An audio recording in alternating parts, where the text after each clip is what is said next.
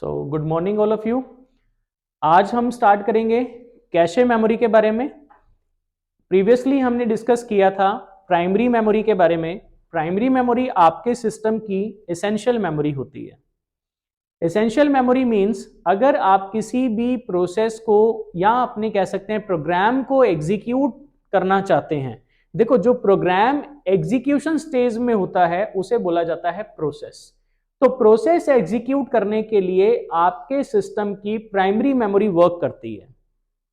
उस primary memory में RAM जो है that plays the important role in execution of your processes. आपका सिस्टम का कोई भी प्रोसेस जब एग्जीक्यूट होता है तो वो कहां पे एग्जीक्यूट होता है? रैम में। मींस उसे जो स्पेस या हम कहते हैं मेमोरी प्रोवाइड करता है वो कौन करेगा? रैम करेगा। ठीक है, रैम उसको एग्जीक्यूशन स्पेस प्रोवाइड करेगा और वो प्रोसेस रैम में तब तक रहेगा जब तक वो एग्जीक्यूट हो रहा है, क्योंकि रैम जो है वो एक टेम्परेरी मेमोरी है जिसका नेचर क्या है? वोलेटाइल है। उसमें डेटा रैम में डेटा तब तक ही स्टोर रहता है जब तक वो एग्जीक्यूशन स्टेज में है। या तो आपने प्रोग्राम को टर्मिनेट कर दिया, या आपके सिस्टम ने अगर किसी इंटरप्ट की वजह से आपके प्रोग्राम को क्लोज कर दिया, या आपका सिस्टम किसी भी कारण ऑफ हो गया, मींस इलेक्ट्रिक सप्लाई की वजह से आपका पीसी ऑफ हो गया, तो उस केस में क्या होगा? रैम से डेटा क्लियर हो जाएगा। मींस रैम उसको स्टोर परमानेंटली करके नहीं रख सकती। आप जब जैसे ही सिस्टम को दोबारा ऑन करेंगे तो वो प्रोसेस दोबारा रैम में आएगा और एग्जीक्यूशन स्टार्ट होगा। रोम के बारे में मैंने आपको बताया था, रीड ओनली मेमोरी के बारे में, कि रोम क्या है? जिसमें डेटा परमानेंटली सेव रहता है। लेकिन रोम में कोई भी यूजर डेटा राइट नहीं कर सकता।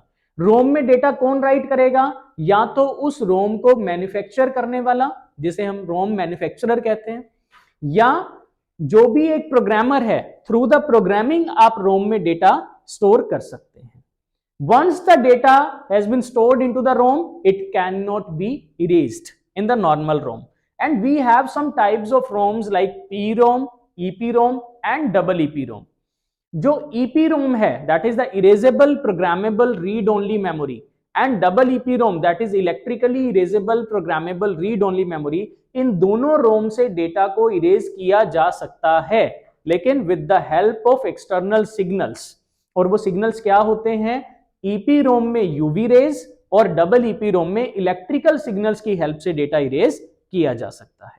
ये हमने प्रीवियस लेक्चर में डिस्कस किया था। आज हम बात करेंगे नेक्स्ट टाइप ऑफ मेमोरी, जिसे हम कैशे मेमोरी भी बोलते हैं। जिसे हम क्या बोलते हैं? कैशे मेमोरी बोलते हैं। कैशे मेमोरी क्या है? कैशे मेमोरी क्या है? आपके सिस्टम की स्पीड को एनहांस करने के लिए, स्पीड एनहांसमेंट मतलब स्पीड को बढ़ाने के लिए कैशे मेमोरी का यूज किया जाता है। ठीक है, तो cache memory is a special high speed memory made up of high speed static RAMs. देखो किससे मिलकर बनती है ये? स्टैटिक रैम से। मैंने आपको बताया था कि रैम दो टाइप की होती है, स्टैटिक एंड डायनेमिक। बताया था। डायनेमिक रैम क्या है? जिसमें ट्रांजिस्टर्स एंड कैपेसिटर्स का यूज किया जाता है। और स्टैटिक रैम में क्या होता है? फ्लिप फ्लॉप्स का यूज किया जाता है। स्टैटिक रैम फास्टर होती है as compare to dynamic RAM.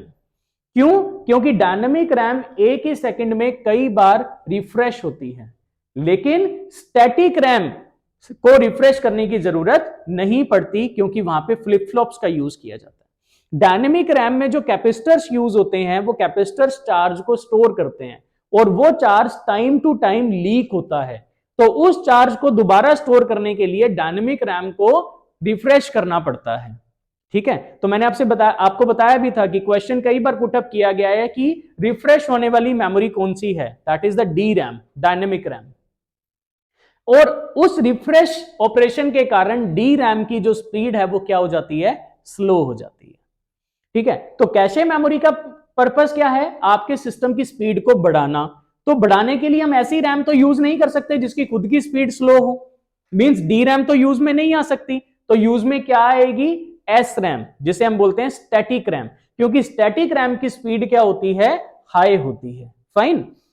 It is used to hold frequently processed data and instructions. देखो इसको हम समझते हैं, जैसे ही आप अपने सिस्टम में कोई भी प्रोग्राम पहली बार रन करते हैं, then it takes usually more time than the program is being executed for the second times। जैसे ही आपने कोई नया प्रोग्राम इंस्टॉल किया और उसे पहली बार जब आप रन करते हैं तो वो यूजुअली थोड़ा सा ज्यादा टाइम लेता है, लेकिन उसी प्रोग्राम को क्लोज करके जब आप दोबारा रन करते हैं तो वो प्रोग्राम थोड़ा फास्टली ओपन हो जाता है। ऐसा क्यों होता है?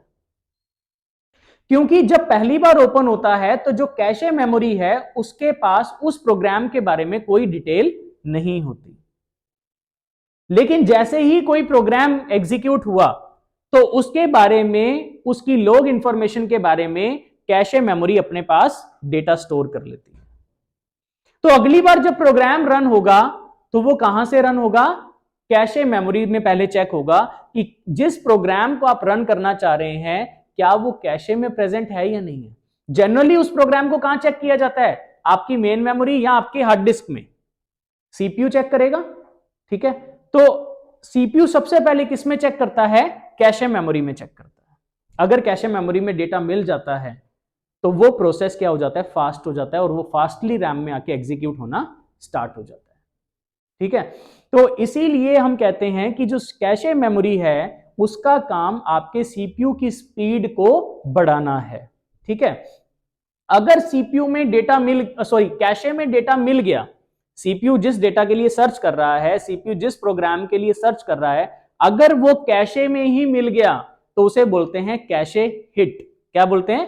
Cache hit. और अगर नहीं मिलता है तो उसे बोलते हैं कैशे मिस, कि कैशे को वो मिस कर गया है। अब उस प्रोग्राम को हमें क्या करना पड़ेगा? हमारे सिस्टम की अदर मेमोरी में देखना पड़ेगा, और उस केस में थोड़ा कंपैरेटिवली ज्यादा टाइम लग जाता है और जिसकी वजह से सीपीयू की जो स्पीड है वो क्या हो जाती है? कंपैरेटिवली स्लो हो जाती है।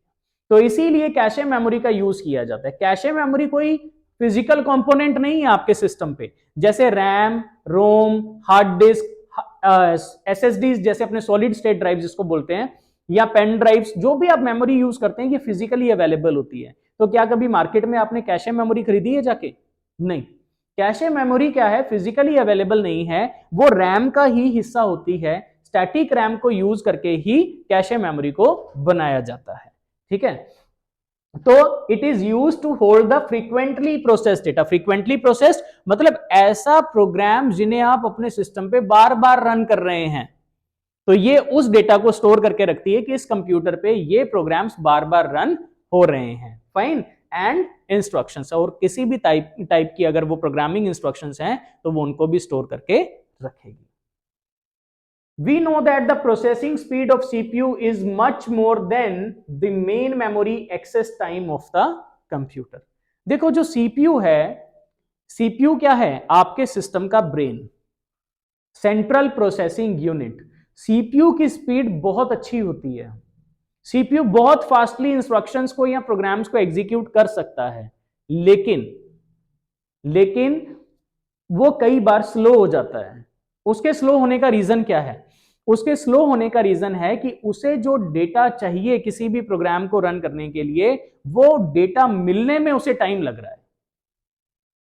अगर कैशे में नहीं मिला तो वो डेटा सर्च करने के लिए कहां जाएगा? किसी अदर मेमोरी में। अदर मेमोरी मींस आपके सिस्टम की हार्ड डिस्क, या आपने एसएसडी यूज कर रखी है, ठीक है, तो वहां पे जाएगा। अब आपको अगर सीपीयू को एक्स्ट्रा मेहनत करनी पड़ रही है डेटा को फाइंड आउट करने के लिए, तो ये क्या करता है? टाइम तो लेगा ही प्रोसेस ये वाला।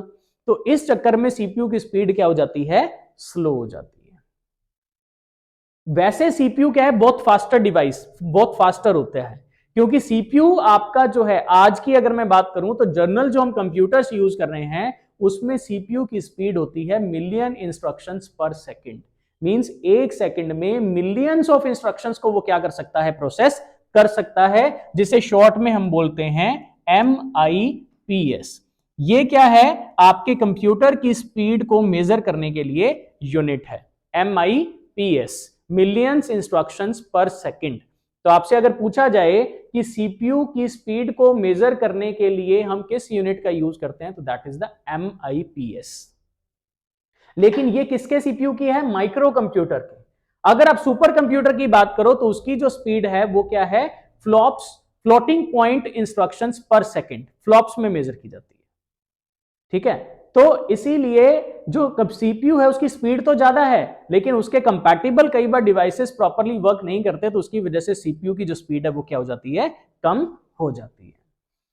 So this means the CPU has to wait for a substantial amount of time.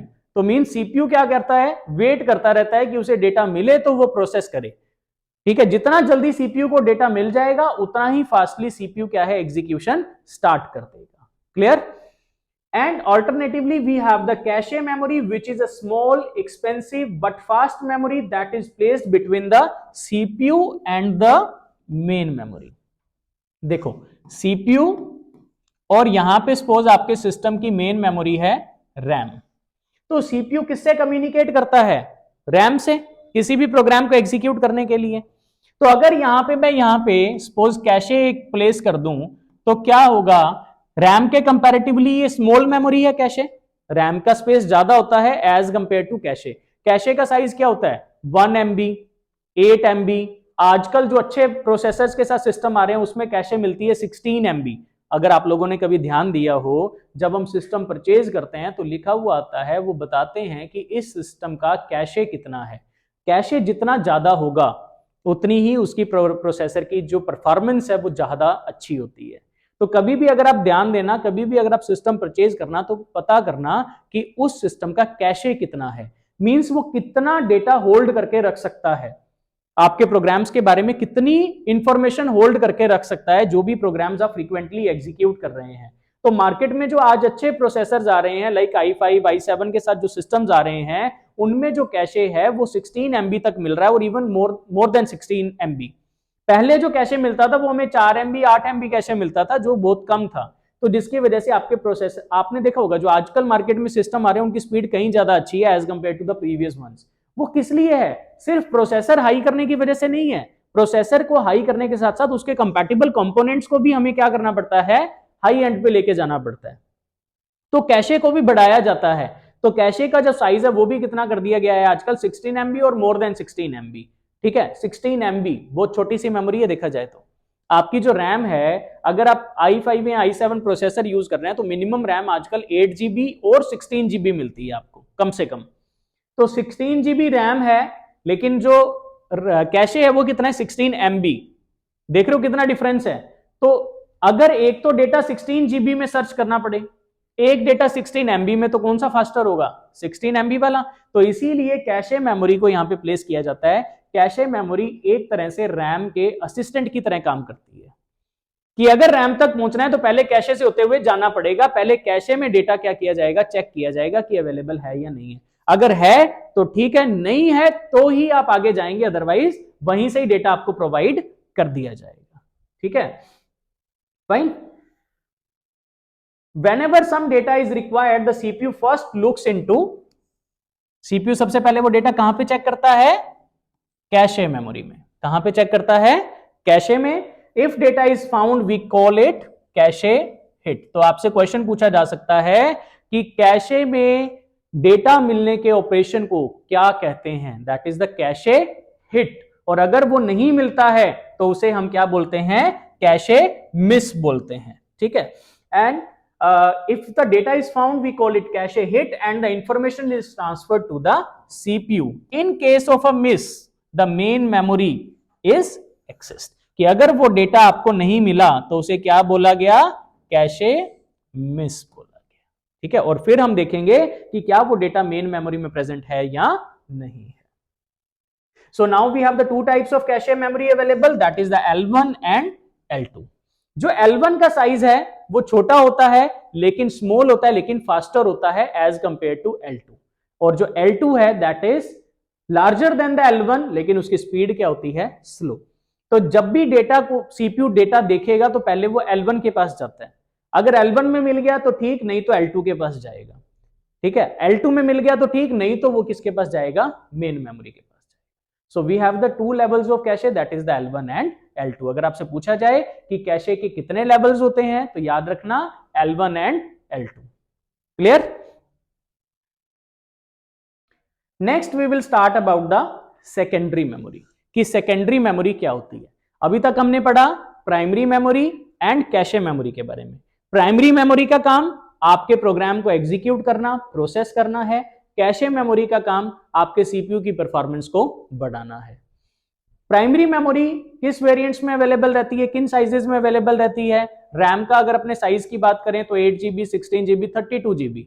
लेकिन रैम क्या है, मैंने आपको बताया वॉलेटाइल है, तो परमानेंटली डेटा स्टोर करके तो रख नहीं सकते। तो जो डेटा आपको परमानेंट आपके सिस्टम पे स्टोर करना है, आपकी फाइल्स, आपकी मूवीज, आपके सॉन्ग्स या आपके डॉक्यूमेंट फाइल्स जो अपने बात कर रहे हैं, तो उनको आपको परमानेंटली स्टोर करना है। रोज थोड़ी डिजाइन करेंगे हम उनको, या रोज थोड़ी डाउनलोड करेंगे हम उनको, नहीं कर सकते। तो इसीलिए उनको क्या करना है, परमानेंट स्टोर करना है। तो उसके लिए definitely we need a permanent memory, also large memory. और उसके लिए हमें क्या चाहिए, एक लार्ज मेमोरी चाहिए। जैसे एक मूवी की बात करें तो अगर एक फुल HD या 4K मूवी आपने डाउनलोड की, तो वो सपोज करो 10 GB की है, तो 10 GB में एक मूवी सेव हो रही है। तो if you want to store the large data, then you should have the large memory. और लार्ज मेमोरी के लिए हम यूज करते हैं secondary memory devices. Secondary memory में हमारे पास we have different kind of devices available, like hard disk, SSD, pen drives, floppy disk, compact disk, DVD, that is the digital video disk. अभी हम इनके बारे में बात करेंगे कि इनकी क्या स्टोरेज कैपेसिटी होती है और कहां पे इन डिवाइसेस को यूज किया जाता है, and somehow about the brief history of these devices. ये आपका मेमोरी कैटेगराइजेशन का एक डायग्राम है, इसको ध्यान से देख लीजिए। देखो, मेमोरी को हमने प्राइमरी एंड सेकेंडरी में डिवाइड किया। प्राइमरी में हमने कैशे को डाल दिया, मेन को डाल दिया। मेन में we have the RAM and ROM. RAM जो है वो static and dynamic, ROM PROM, EPROM and double EPROM। Secondary में we have the magnetic tape, magnetic disk, optical disk and flash memory. Magnetic tape में हमारे पास क्या है, HDD, hard disk drive, floppy disk drive, ठीक है। Then we have the optical disk like CD, DVD, BRD, blu ray disk, host virtual desktops, that is the HVDs, and flash memory में भी have the memory cards and pen drives. Mostly आप लोग सभी familiar होंगे इन सभी नाम से, सभी ने इनके बारे में सुना होगा। अब हम इनके बारे में थोड़ा डिस्कस करते हैं कि इन पे क्या इंपॉर्टेंट पॉइंट्स हैं, उनके बारे में डिस्कस करेंगे, ठीक है। तो सबसे पहले अपने बात करते हैं हार्ड डिस्क स्टोरेज की। हार्ड डिस्क आपको कुछ इस तरह से नजर आती है। हार्ड डिस्क बेसिकली क्या है, हार्ड डिस्क ड्राइव क्या है, हार्ड डिस्क ड्राइव का स्ट्रक्चर क्या होता है, हार्ड डिस्क डेटा को स्टोर कैसे करती है, ठीक है। तो उसके बारे में अपने अभी डिस्कस करेंगे। तो देखो, हार्ड डिस्क क्या है। A hard disk consists of one और मोर सर्कुलर डिस्क, ठीक है। इसमें क्या होती हैं, सर्कुलर डिस्क होती हैं इस तरह से, ठीक है। डिस्क कॉल्ड प्लेटर्स, इनको हम क्या बोलते हैं, प्लेटर्स बोलते हैं। सर्कुलर डिस्क जो है उन्हें प्लेटर्स बोला जाता है। Which are mounted on a common spindle, इनके बीच में क्या लगा हुआ होता है, एक कॉमन स्पिंडल लगा हुआ होता है, जिसके चारों ओर ये क्या करती हैं, रोटेट करती हैं। Clear. Each surface of a platter is coated with magnetic material, ठीक है, magnetic material. Both surfaces of the each disk are capable of storing data. Means एक डिस्क है, उस डिस्क की क्या होंगी, दो सरफेसेस होंगी, एक तो टॉप और एक बॉटम।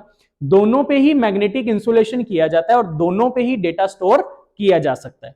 लेकिन जो आपके इन प्लेटर्स की जो फर्स्ट और जो लास्ट होती है डिस्क, एक स्पिंडल लगा हुआ है, सपोज ये स्पिंडल है, स्पिंडल के चारों ओर मैंने डिस्क लगा दी, मतलब एक सर्कुलर डिस्क लगा दी काफी सारी। तो जो टॉप वाली और जो बॉटम होगी, उनकी टॉप वाली के ऊपर और बॉटम वाली के नीचे वाले हिस्से पे डेटा कभी भी स्टोर नहीं होगा, ठीक है। इन दोनों प्लेटर्स की, टॉप वाले की और बॉटम वाले की, सिर्फ इनर सरफेस ही काम में आती है, आउटर सरफेस इनकी काम में नहीं आती, ठीक है। बाकी सभी जितनी भी डिस्क लगी हुई हैं, उन डिस्क की इनर एंड आउटर, मतलब बोथ साइड्स पे डेटा स्टोर हो सकता है। अब वो स्टोर कैसे होता है, इसमें एक रीड राइट हेड लगा हुआ होता है। क्या लगा हुआ होता है, रीड राइट हेड लगा हुआ होता है। और हार्ड डिस्क आपकी क्या करती है, वो स्पिंडल क्या करता है, रोटेट करता है। रोटेट करेगा तो आपका रीड राइट हेड क्या करेगा, उस मैग्नेटिक डिस्क के चारों तरफ रोटेट करेगा। रीड राइट हेड मतलब जो डेटा को रीड करके देगा और जो डेटा वहां पे राइट करेगा। मींस जो मेन रिस्पॉन्सिबिलिटी है डेटा को रीड एंड राइट करने की वो किसकी है? रीड राइट हेड की है। ठीक है, देखो the information is recorded on the surface of the rotating disk, जो रोटेट करती है by magnetic read write heads. यहां पे देखो क्या होते हैं हमारे पास, रीड राइट हेड्स होते हैं। These heads are joined to a common arm known as access arm. Access arm means data को रीड करना है चाहे राइट करना है, तो इट मींस आप हार्ड डिस्क के मैग्नेटिक सरफेस को एक्सेस कर रहे हैं, इसीलिए इनको क्या बोला जाता है? एक्सेस आर्म बोला जाता है। This arm moves over the surface of the rotating disk as we have shown in this slide। देखो कुछ इस तरह से, देखो ये आपकी क्या है? सर्कुलर डिस्क है। सर्कुलर डिस्क में अपने पास क्या होते हैं? ट्रैक्स एंड सेक्टर्स होते हैं। देखो ये पूरी जो सर्कुलर पोर्शन होता है ये वाला, इसे हम क्या बोलते हैं? ट्रैक बोलते हैं। और हर ट्रैक को देखो यहां पे डिवाइड किया हुआ है ना, ये डिवाइड किया जाता है, इसे हम क्या बोलते हैं? सेक्टर्स बोलते हैं। क्या बोलते हैं? तो जब रीड राइट आर्म, देखो ये रीड राइट हेड जब रोटेट करता है तो वो ट्रैक में sector by sector data store करता है। ठीक है, एक ट्रैक पे सेक्टर बाय सेक्टर डेटा क्या होगा? स्टोर होगा। ठीक है, देखा जाए तो रोटेशन के कारण जो हार्ड डिस्क की स्पीड है वो क्या हो जाती है? स्लो हो जाती है, क्योंकि उसे कॉन्टिन्यूअसली रोटेट करना पड़ रहा है। ठीक है, इसीलिए हार्ड डिस्क को रिप्लेस किया गया है नए तरह के स्टोरेज डिवाइस से, उसके बारे में भी अपने पढ़ेंगे। ठीक है, तो ये देखो ये आपका क्या है? प्लेटर है, ये उसकी सरफेस होती है प्लेटर की, दोनों सरफेस पे डेटा राइट होता है, दोनों साइड पे अपने क्या किया होता है? मैग्नेटिक इंसुलेशन किया हुआ होता है। तो आपको यहाँ पे टर्म्स याद रखनी है कि प्लेटर क्या है, एक्सेस आर्म क्या है, रीड राइट हेड का क्या काम है, स्पिंडल क्या है, और हार्ड डिस्क क्या करती है? रोटेट करती है, तभी डेटा उसमें रीड एंड राइट होता है। ठीक है, मीन स्पिंडल का रोटेट करना जरूरी होता है। Fine. Information is recorded on each of these disks in the form of concentric circles called tracks. अभी मैंने आपको बताया ट्रैक्स क्या हैं? Which are further divided into sectors. Means tracks को किस में डिवाइड किया जाता है? सेक्टर्स में डिवाइड किया जाता है। ठीक है, hard drives however are not very portable and are primarily used internally in a computer system। और लेकिन हमारे पास क्या है? जरूरी नहीं है हम इंटरनली यूज करें, एक्सटर्नल हार्ड डिस्क भी अवेलेबल है। आप एक्सटर्नल हार्ड डिस्क का यूज भी कर सकते हैं, यूएसबी पोर्ट्स के थ्रू आप एक्सटर्नल हार्ड डिस्क को कनेक्ट करेंगे और उसमें भी डेटा को स्टोर किया जा सकता है। जैसे आपने सिस्टम पे 500 जीबी की या 1 टीबी की हार्ड डिस्क लगा ली, वो फुल हो गई, अब आपको एक हार्ड डिस्क और चाहिए, तो वहां पे आपके मदरबोर्ड पे स्पेस नहीं है, सपोज आप हार्ड डिस्क प्लेस नहीं कर सकते अपने लैपटॉप में, तो आप क्या कर सकते हैं? एक्सटर्नल परचेज कर सकते हैं। उस एक्सटर्नल को यूएसबी पोर्ट के थ्रू कनेक्ट कर सकते हैं, और पोर्ट के थ्रू कनेक्ट करने के बाद आप उसमें भी डेटा स्टोर कर सकते हैं। तो hard disk internal and external दोनों तरीके से यूज की जा सकती है। इंटरनल कहां पे कनेक्ट होगी? आपके मदरबोर्ड पे स्लॉट्स दिए हुए होते हैं, उस पे कनेक्ट होगी, और जो एक्सटर्नल है वो यूएसबी स्लॉट के थ्रू कनेक्ट हो सकती है। अब हम बात करते हैं ऑप्टिकल डिस्क के बारे में। ठीक है, देखो हार्ड डिस्क ड्राइव तो क्या है? एक तरह की मैग्नेटिक डिस्क है। आप सभी ने ऑप्टिकल डिस्क के बारे में सुना हुआ है। Optical disk means CD and DVD. अगर हम बात करें सीडी एंड डीवीडी के बारे में, सबने देखी होगी, सबने सुना होगा। सीडी क्या है? कॉम्पैक्ट डिस्क, और डीवीडी क्या है? Digital video disk. अगर हम उनके स्ट्रक्चर की बात करें तो वो भी सर्कुलर होती हैं, सर्कुलर फॉर्म में है। सर्कुलर फॉर्म में तो उसमें भी क्या होते हैं? ट्रैक्स होते हैं, और उसमें भी क्या होते हैं? सेक्टर्स होते हैं। तो उसमें भी जो डेटा राइट होता है वो क्या होता है? जब वो रोटेट करती है, सर्कुलर है, उसको जब हम अपने सीडी ड्राइवर या डीवीडी ड्राइवर में लगाते हैं तो वो सीडी ड्राइवर क्या करता है? घूमता है, घूमता है, तो वो क्या करता है? ट्रैक्स एंड सेक्टर्स को रीड करता है और उसमें डेटा क्या करेगा? स्टोर करेगा। ठीक है, तो we have the CD and DVDs as the optical disc. तो अगर अपने सबसे पहले अपने बात करते हैं सीडी के बारे में, कॉम्पैक्ट डिस्क। सीडीज और compact disc are optic readable media. The main material of the CD is plastic. जो सीडी है वो किसकी बनी हुई होती है? मेनली प्लास्टिक की बनी हुई होती है। At first CD invented in the year 1960। देखो सीडी को कब इन्वेंट किया गया था? 1960 में by the American physicist James Russell. तो ये याद रखना कि जेम्स रसेल ने 1960 में सीडी को इन्वेंट किया था। अगर मैं इंफॉर्मेटिक्स असिस्टेंट की बात करूं तो उसमें इसी तरह के क्वेश्चंस पूछे जाते हैं कि हिस्ट्री के बारे में कि कौन सा डिवाइस कब आया और किसने बनाया। The compact disc was introduced by Philips and Sony, ये दो कंपनीज। सबसे पहले जो सीडी दी थी वो फिलिप्स एंड सोनी ने प्रोवाइड करवाई थी 1980 एंड रिलीज्ड इन 1982। और जो सीडी की स्टोरेज कैपेसिटी है वो कितनी है? 700 MB ओनली। मींस जो सीडी है वो 700 MB तक का डेटा स्टोर कर सकती है। ठीक है, अब तो मार्केट से लगभग आउट सी हो गई है सीडी की अगर हम बात करें। क्यों? सीडी को पोर्टेबल बहुत सारे मीडियाज आ गए हैं जिन्होंने रिप्लेस कर दिया है, जिनको यूज करना आसान है as compare to the CD. Fine. तो कॉम्पैक्ट डिस्क जो है वो 3 टाइप से हमारे पास अवेलेबल रहती है। CDR, that is the CD compact disc recordable. This type of compact disc can be written only once and can not be, मतलब CD में जो डेटा एक बार राइट हो गया उसे आप इरेज नहीं कर पाएंगे। वो कैटेगरी कौन सी आपकी? CDR। Then we have CD-ROM, that is the compact disc read only memory. This disc are read once, after read it is used as a ROM that is cannot be updated later। ROM के बारे में मैंने आपको बताया था कि that it's a permanent memory जिसे आप अपडेट नहीं कर सकते हैं।